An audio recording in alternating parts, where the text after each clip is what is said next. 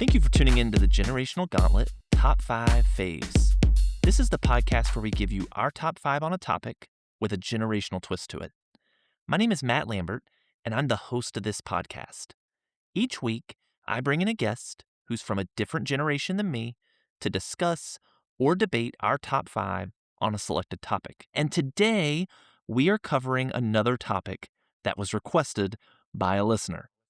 In addition, the person who requested it said they would only make a second appearance on this podcast if they came on to do this topic.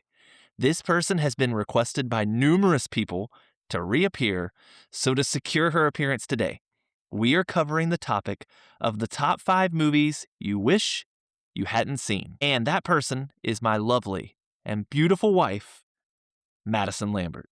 So Madison, welcome back in. Thank you. You have been requested by so many people to come back on here, so I'm glad we're able to make this happen today. Are you excited to be back? Sure. Right. Well, today's unique topic is one that we've never done something like this before. Our lists are always what we think are the top 5 best on something, the top 5 favorites of something. But today, we are talking about the top 5 movies we wish we hadn't seen. And if you're a first-time listener, here's how the podcast works. Madison and I have each put together our own list for those 5 movies that we wish we would not have wasted our time on. I know one that I highly suspect will be on my wife's list. I think there's going to be one that we have on both of our lists because there is a movie that lives in infamy for us that we have a lot of disdain for. But otherwise, we don't know each other's lists. She'll kick things off. She'll start with her number 5 movie and why. I'll do my number 5 and why. And then we will work our way to each of our number 1s. So with that, for my beautiful, amazing, wonderful wife, can you tell us what is your number 5 movie you wish you hadn't seen? Okay, before I start with the number 5, I feel like I need to do some explaining of how I reasoned my list. Okay, hit us with it. So I tried to be nice and spread the love, or in this case, the dislike, throughout different genres. Okay. I admittedly could have made my entire list all horror movies. That's fair. But I didn't think that was fair just because I don't like horror movies. Mm-hmm. So, spoiler alert, I don't have any horror movies on my list today. This is already going well for me. I love this. Yeah. Okay. So, number 5, I went with animated movies, and I actually have a 5A and a 5B. That's fair. Okay. 5A is going to be Bambi. Why do you not like Bambi? I don't know how old I was when I first saw, and the only time I saw this movie, but I was young, and I was too young for that kind of trauma, okay? It would have been nice to remember anything else from the movie, but the only thing that I can remember is how depressed I was after the Bambi's mom scene. Mm-hmm. Who knows if I even watched the rest of the movie at that point? I'm not sure. Yeah, Bambi's a bad one. It's so sad. I mean, Yeah. you go into it like, "Oh my gosh, look at all these cute little animals," and then bam. I Literally was bam. not prepared. I was not prepared. And my 5B kinda goes along with the same dislike, All Dogs Go to Heaven. Oh, yeah. Another one where I was too young to process that much emotion, and if you know, like, our family, we are a dog family, so that, like, hit harder than a deer. It's so bad that I told Nora she's not allowed to watch the movie, and she's okay with that. So my 5A and 5B were dislikes because why do I wanna watch a movie and be sad?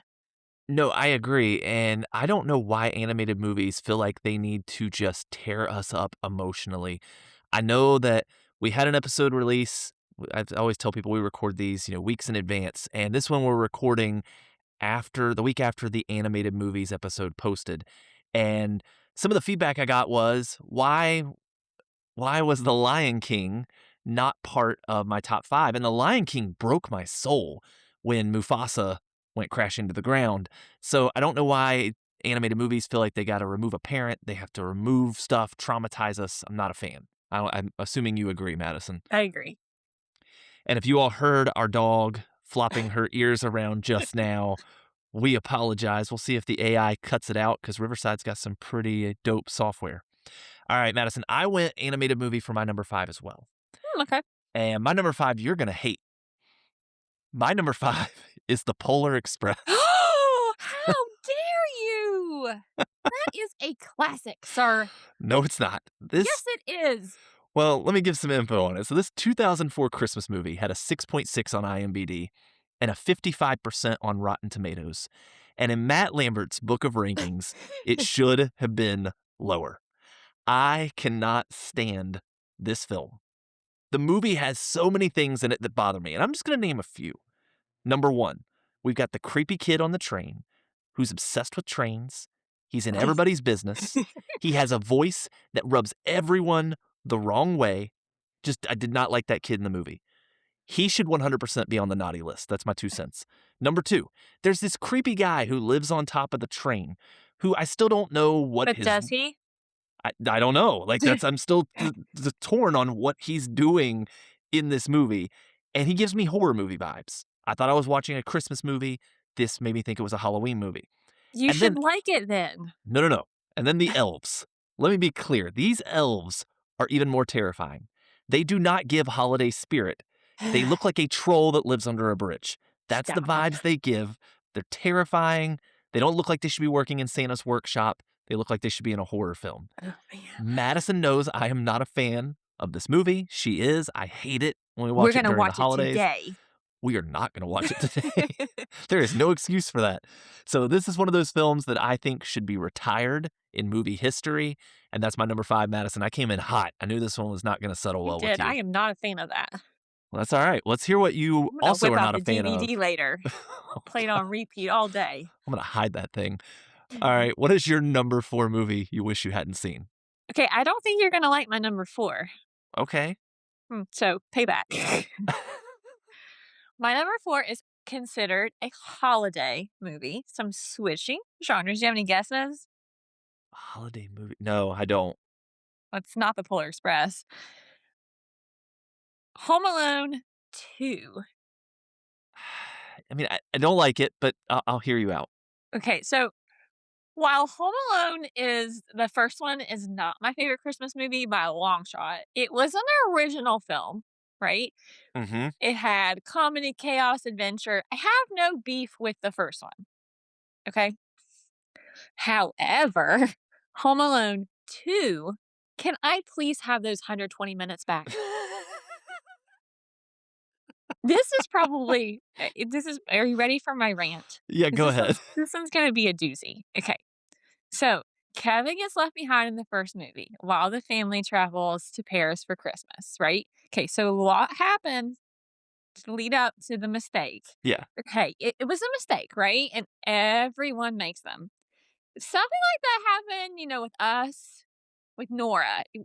What's going to happen? We're going to have a sit down. We're going to talk about what happens if this happens again. Here's our emergency protocol. Here's where we're going to call. These are our safety measures, blah, blah, blah, blah, blah. Okay. You better believe that the next time we would be traveling, I'm going to be like, where's Nora? Is Nora here? I'm going to be super cautious in the future. Cue Home Alone 2. Okay. Well, Kevin wasn't left behind at home. He did mistakenly fly to New York City instead of Florida with the rest of his family. Okay, here's where my beef comes in. What do we have against Kevin? And why do we keep losing him? How has CPS not become involved at this point? Kevin used his dad's credit card to book a hotel for his solo stay. Maybe in 1992, when the film was made, it was plausible for a minor to use someone else's credit card and book a hotel without parental involvement. But nowadays, that would be an instant law enforcement call. Okay. So I got more. All right, hold on. Just one more. Okay. Can I throw in something? This is the Okay. first time I've cried on this podcast. Just tears are coming out of my eyes. I have so much beef with this movie, but it's only my number 4 because, Okay. All right. Go ahead. What else you The got? next complaint involves the criminals. So in the first movie, they were called the Wet Bandits, and they attempted to steal from Kevin's Illinois home in Yes. the 1990 film. Okay, so Illinois, right? Fast forward to 1992, and the Wet Bandits, now renamed the Sticky Bandits, just so happen to cross paths with Kevin in New York City. This isn't Gilmore Girls Stars Hollow. Okay, we are talking about a huge city at Christmas. New York City averages 7 to 8 million people visiting between Thanksgiving and New Year's. And these bad guys somehow manage to just randomly encounter Kevin, who just so happens to be the forgotten child yet again. Not only is Home Alone 2 repetitive of its original counterpart, it's also just not believable. Okay, that felt good. All right. You Rant got that off over. your chest. A couple counters here. So I was looking up some data while you were talking about this. There are a lot of people that agree with you. Yeah. It only has a 6.9 on IMDb, 35% on Rotten Tomatoes. So like a third of people, or 2/3 of people almost, were like, hey, I don't like this movie. Mm, However, it was the second most financially successful film of yeah. 1992. We didn't have a lot going on. I'm Right. actually curious what was the most successful film of 1992. But I do have to say that I loved the pigeon lady in the movie. Do you remember the pigeon lady? Right. Yes. And the first one was fine. I don't have anything against the first one. But the second one, come on. Why do we keep doing this to Kevin? And the number one movie, I just looked it up, was Aladdin. So that makes Oh, sense as to why it wasn't yeah. number one. All right, Kevin's so going to need therapy. he does. Kevin keeps getting left behind. Yeah. It's interesting that you have a holiday movie for your number 4, and you've done a better job than me. You've went to different genres. I went with another holiday movie for my number 4. I had to, and I think you're going to agree No. with me. No. Okay. You What do think you I'm going think to it's going to agree? be? I thought you were going to say Elf. No, Elf doesn't make the list. I don't like Elf, but it doesn't make the list. Okay. All right, my number 4 is 1983's A Christmas Story. And Okay. I see you nodding your head. You agree with this. So That's fine. this is for some reason a beloved Christmas classic. 7.9 on IMDb, 87% on Rotten Tomatoes. And on Christmas Day, they show this on repeat for 24 hours on Yeah. TBS and TNT, which I feel like is a personal attack on their viewing audience. That should be charged as a crime. I have so many bones to pick with this film. So you gave your rant about Home Alone 2. Here's my rant Sorry. on A Christmas Story. 1, this movie is not even about Christmas cheer. You look at most holiday movies and it's about, oh, it's not just the presents, it's family, it's the time of year, we're celebrating this, we're celebrating that. And this movie is not at all about that. It is a kid's obsession with a Red Ryder BB gun. It is all about consumerism. It's obsessive consumerism is what this movie's about. The parents are a mess. And I get it. This is supposed to take place in the 40s. Things were different. But they're shoving soap in their kid's mouth. They don't really seem to care about their kids at all. Be better. As a parent, I have seen this film, or portions of it, on Christmas Day, and I cringe at the lack of proper parenting that's occurring in this movie. And then let's talk about the most disturbing thing in this film, the leg lamp. I'm not going to go deep dive for this because I know there's some kids that listen to this, but that is disturbing for so many reasons. And in my research, I found out this movie is actually very historically inaccurate. So their whole 1940s, let's show that what the 40s looked like. Here's some historical inaccuracies. Number 1, there is a watch worn that is from the Dukes of Hazzard, which did not premiere until the 1970s. So yeah, we're talking something that happened 30 years later.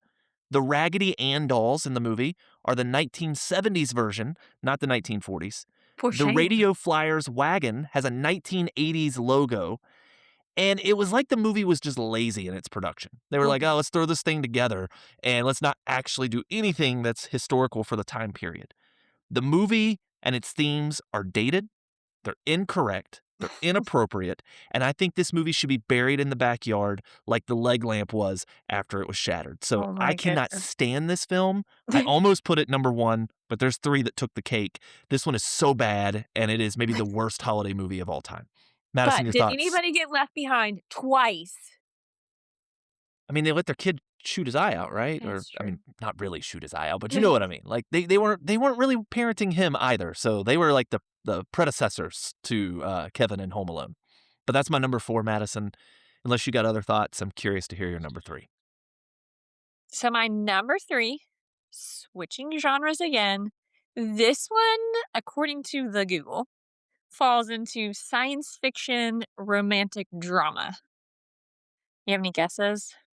Is it The Curious Case of Benjamin Button? It is not The Curious Case of Oh, okay. I'm gonna tread lightly with this one, okay? You we watched this together. You may not remember it, and that's okay. I would like to not, okay? It is the time traveler's wife. Yeah, I don't remember that at all. Probably not a bad thing. Okay, so I don't have a problem with it because it is a time travel movie. I've Hmm. seen other time travel movies and they were fine. Yeah. This one, however, just it was a big no.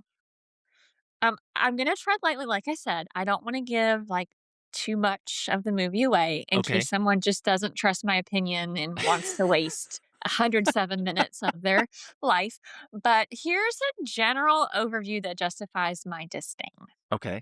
Basically, it's a man, an adult male, and he has like a rare genetic disorder that causes him to involuntarily time travel. So he just kind of bounces all over the place. So throughout the movie, he visits his future wife as she's a child. Oh, And as she grows, he's still visiting and he makes comments to her about like being his future wife. That's all I'm going to say. yeah. Um, it was just left me with a little bit of ick and Rightfully so. honestly just like confused and just unsettled. So that's all I'm going to say about that one. Moving on. You're not alone. Apparently, it's got a 38% score Mm, on Rotten Tomatoes, so does not score well. I do not remember this movie, but mm. yeah, I don't want to say a whole lot It was else. a creeper. That is creepy. We'll move on, but I see why it's on your list. Mm, All right, my number three. I am going with a film that this one I know I'm going to have people in my own family that disagree with me. Not you necessarily, but mm. in my other close family members are probably going to disagree with this one. But 1997's Titanic has an 8 on IMDb, an 88% on Rotten Tomatoes. It's the most successful film in Academy Award history, and it's the fourth highest grossing film in history. And I disagree with all of that. I saw this movie when it released in theaters. And even then, I did not understand why was everybody so excited about this. So to set the scene, my family, we went with another family, and we're in this packed theater. And the movie is so long that they did an intermission for the movie. And I remember there's a kid who's near my age. I won't name this person. I won't name drop him on here, but they're sitting beside me and they are sobbing uncontrollably near Aw. the end of this movie. And people in the theater are sobbing. And to be perfectly honest, I was almost in tears as well because I was in the theater watching this movie. I was like, get me out of here. This is so bad. I get it. I'll be real. Celine Dion killed it. I think, what is it? My Heart Will Go On. Mm. She has some range. That song, incredible. Leonardo DiCaprio. I love him in most films. This one, not so much. This film is a disaster. No pun intended. I don't mean any Oh shame to gosh. what it represents, but it's so bad. This film is over 3 hours long. Yeah. 3 hours. If I recall, I think the VHS, and I should have looked this up, I think it's actually 2 VHS tapes when it came out because the movie was so long they couldn't fit it on one, It's which is funny. just incredible. But this movie really just amounts to a fictional love story, and that's what I cannot stand about this movie. What happened is a historical tragedy. And the story Mhm. of the Titanic, if you get into the real story, is just an amazing piece of history, all sorts of like incredible survivor stories you hear. And a director took all that and was like, let's make a fake love story, and let's also change all the historical things that happened during this movie. So let me get into some of those. One, the whole backdrop of the film is this romance between Jack and Rose, which has its own things that I won't even really dive into, kind of like your number 3. There's some stuff in there that's just a little bit weird. But the movie is terribly inaccurate. Number 1, they villainize Officer Murdoch. In addition to that, they make it out that the ship locked passengers, like the poor passengers, in the bowels of the ship so that they couldn't escape. Murdoch actually was not as bad of a guy as the movie portrayed. People were not locked in the bottom of the ship. So they did all this stuff to make it further Dramatic. Yeah, for the dramatic effect. And it's just terrible that they did that route. We've got Rose saying she'd never let go of Jack while he's hanging onto this door. And then immediately after, she just releases his body to sink to the bottom of the ocean. Lie detector test determined that was a lie. Exactly. So that was terrible.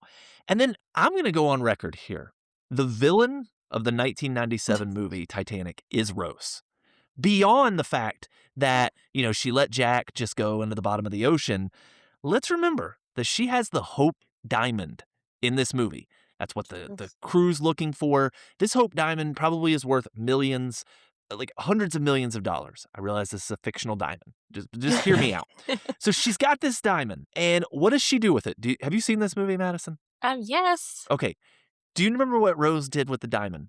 Didn't she throw it? She tossed it in the ocean. She tossed Jack in the ocean. She was consistent.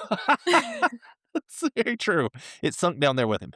But it's like, you could have provided for your family for generations with them selling that Hope Diamond, and you were like, nah, I'm just going to toss this thing in the ocean. And years later, she's been married. She has kids. She has all this family. And what's she focusing on? This dude that she met on a ship for one day. Like, it's just, there's so many problems with this movie. She's selfish. She's a villain. The movie was awful. Madison, did you enjoy this movie? It's not my favorite, but not the worst. It's not on my list. It should be number 1 on your list. It should have been number 1 on mine. Just wait. Well, I'll leave it. I think my face right now, Madison and I are recording on video. Nobody will see this video. I'm pretty sure my face is flushed and red from how annoyed I am at the memory of this movie. Got pretty worked up there. I did get worked up. I'm going to hand it to you. I think I'll be okay. Okay. What's your number 2? Okay, so number 2, we're kind of staying near the same genre. This one's considered a romantic comedy/drama. Do you have any guesses on that one? Romantic comedy/drama? Yes. The Notebook? I don't know. No. Okay, so number 2 is The Breakup. Ooh, Do you remember that okay. movie? It's with Vince Vaughn and Jennifer Aniston. Now, I love me a good romance movie. Okay. You do? But this one ended up being more of an anti-romance movie. You've heard the podcast episode about the top 5 romance movies. You would know that I love a good, predictable, happy ending. You do. And I was really holding out hope that they would just, sort it all out, but it didn't happen. To reference a quote from the movie, Baby Wanted 12, when really baby me just wanted a happy ending. When I watch a romantic comedy, it doesn't have to be realistic. I'm okay with that. I just want it to be happy. If I wanted realistic, I would just watch the news, So this one is just not my favorite because you lied. It's not a romantic comedy. It's an anti-romance comedy.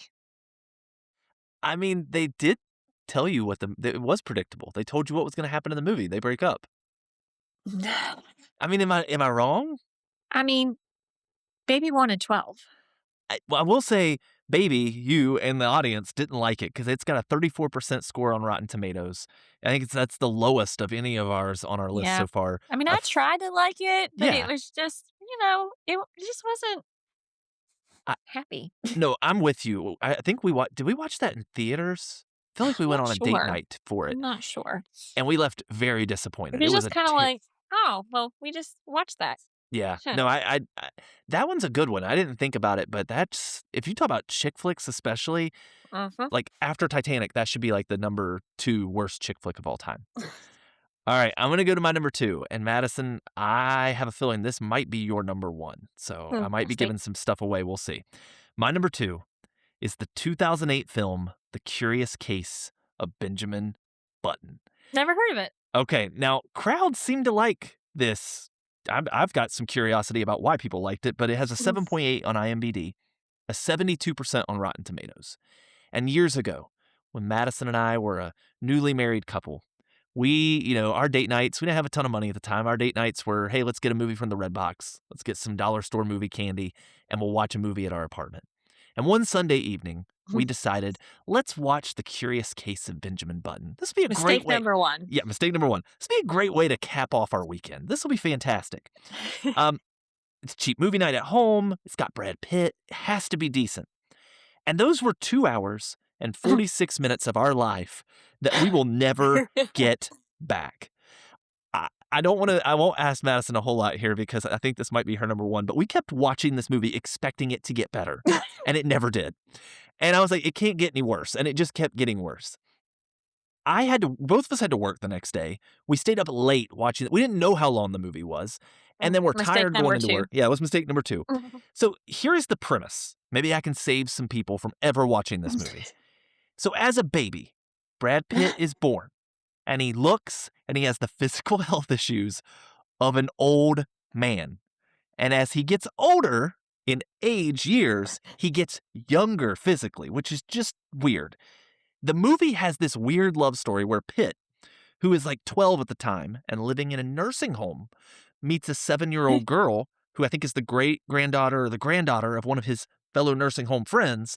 And he and this girl embark on this love story throughout history that is both problematic and weird.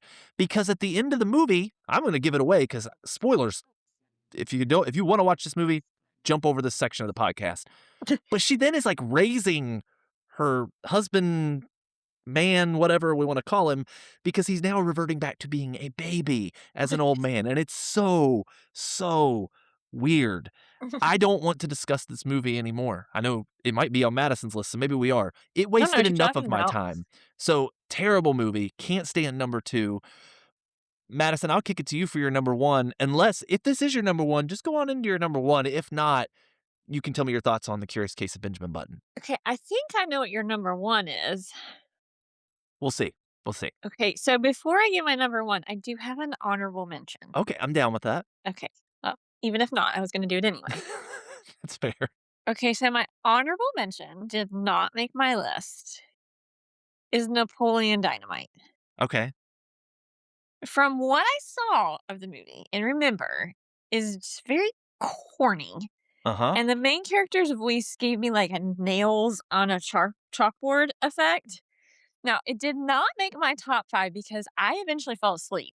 Yeah. And I got a really good nap out of it. That's fair. So it did not make my top 5. I don't know really what happened other than, somebody was. I will leave Napoleon Dynamite alone for no particular reason at all. Yeah. Okay, so my number 1, you're going to be shocked. Okay. This is, we're going into a romance fantasy genre. Do you have any guesses as to what it would be? I don't think you'd be able to guess it. I'm guessing The Curious Case of Benjamin Button is your number 1. I thought this would be your number 1, but okay, you got me. The movie, The Curious Case of Benjamin Button with Brad Pitt. So essentially Brad Pitt plays Benjamin, who ages in reverse, as you talked about. He's old when he is born and an infant when he dies. Well, yeah, that's everyone totally else weird. in the movie ages at a normal rate. Mm-hmm. Okay, so while the complexities of this movie were not my taste, it was also a lengthy 2 hours and 46 minutes. As you talked about, we watched it in the evening and we're like, when will this ever be done? I'm not sure how far we made it into the movie where we felt like we were committed and we really just needed to see it through. We've already invested X amount of minutes of time. Surely it'll get better. Wrong. Okay, mistakes were made. They were. Now, if you've seen this movie before and you like it and you enjoy it, great. I'm happy for you. Okay, you do you. However, if you're like, you know what? I want to see this movie. If you're watching it and you're just not feeling it, you have my permission, not that you need it, but you have my permission to just turn it off and just trust me. Okay? If you're watching and you don't like it at a certain point, do not hold out hope that it's going to magically get better because spoiler alert, it's not. And then you're going to be like, well, I will never get that 2 hours and 46 minutes back. It was so bad. I just remember, like, the nursing home felt weird. Yeah. Wasn't he, like, on a boat at some point as, like, an old man, but, like, a teenager old man? Like, No, it the was whole just concept was just hard to wrap my brain around. And yeah. then you throw in 2 hours and 46 minutes. Like, I'm sorry, I can't pay attention that long I would with say something it's that wild. by far the worst movie Brad Pitt's ever been in. Like, Yeah. he's been in so many great movies, and that is I don't think he's started in anything that gets anywhere close to being that bad as that movie. But, Yeah. yeah. It was odd. No, I'm with you. Madison, I've got 3 honorable mentions today Oh, that I okay. wanted to throw some shade at some additional movies. Oh my I gosh. was feeling myself. So one I want to throw some shade at is the movie Pearl Harbor with Ben Okay. Affleck. I think Josh Hartnett's in the movie. Don't like that movie. There is so many things wrong with that movie. I won't even dive into all of them. It's a really weird, twisted love story. Not a fan. I don't know if I've seen that one. I think you watched it with me, but it's so bad you've Oh, blocked it well, out. it Yes. was Yeah. apparently really good then, if I It's remember it. I told somebody about this topic coming up, and I'll just out. It was my dad. My dad thought the movie Runaway Bride was going to make this list with Julia Roberts. I don't I even don't remember think who I've seen that one. she is a woman, and I did not look up the facts for this, I'm but gonna I assume she believe, runs away at her yes, wedding. I think Okay. she's being covered by a journalist because she keeps going to get married to different men and then Hmm. runs away and even like wears like tennis shoes at the wedding. And I apparently remarked to my dad that I wanted to be the runaway viewer because I didn't like the movie. I thought apparently it was a good line. My dad still remembers it decades later. Oh, And man. then my other honorable mention, The Notebook with Ryan Gosling, Rachel Okay. McAdams. Terrible movie. So sad, number It was one. sad. It's terrible, terribly sad. And number two, I've already named that Rose is a movie villain. I'm going to name Allie as a movie villain from the movie The Notebook, Rachel McAdams' character, Mm. because she leaves her war hero fiance for this dude that she has a very problematic relationship with. So, terrible movie, very toxic relationship. I know that somebody listening to this podcast, Linda is going to hear this and get fired up. And Linda, sorry, it's a terrible movie.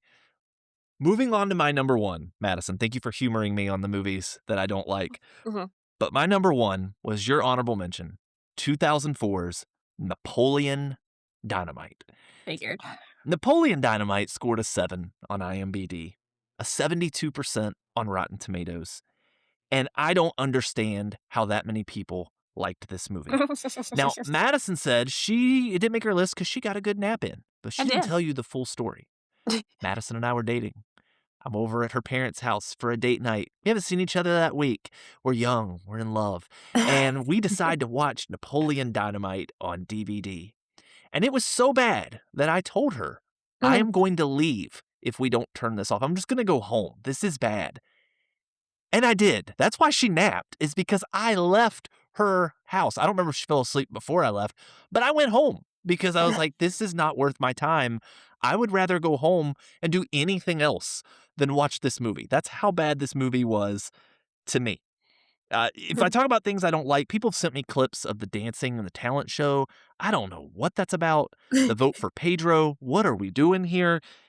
It's supposed to be funny, but it's like forced satire. And Like a corny, like yeah, like I don't get what it's trying to capture. And I did research and people were saying, oh, uh, why people hate the movie is the same reason some people love the movie. They love that they like really leaned into this corniness. I think it was Roger Ebert gave it 1.5 out of 4 stars, so he didn't like it either, which I'm here with him.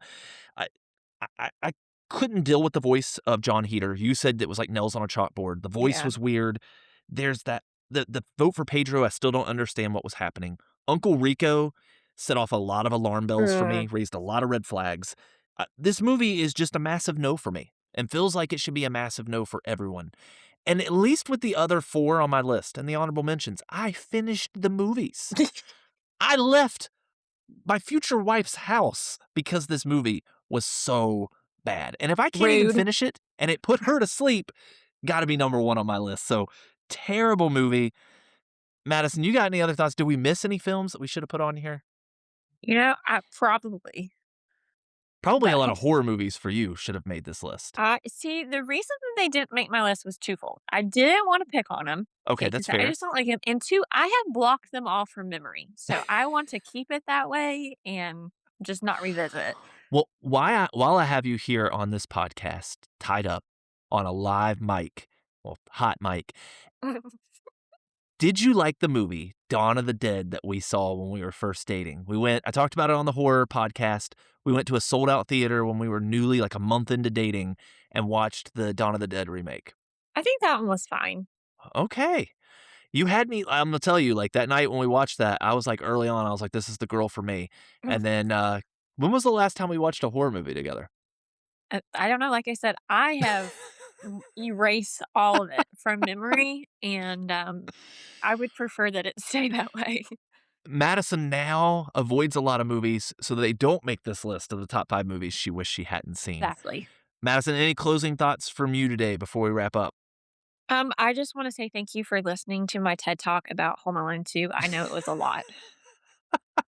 Well, I want to say thank you for coming back on here and for appeasing the masses of Mm. people that have requested for you to make a return appearance. This is like LeBron coming back to Cleveland for his second stint there. The people asked for it, they demanded it, and here you are. So thank you for all those who listen to the podcast. If you've not already done so yet, please like the podcast, subscribe, leave us a 5-star review, refer this thing to a friend to come check us out. This was an episode suggested by the listener who is on this podcast episode today. And if you'd like to hear Madison make a return appearance at some point, peer pressure works sometimes. So let us know. Tell us in the comments. Send me messages. Let me show her that, hey, she's being requested to come back on here. If you have a suggestion for a topic on the podcast, you can send those to generationalfave5@gmail.com. That's generational, FAVE, the number 5 at gmail.com. Thank you for tuning in.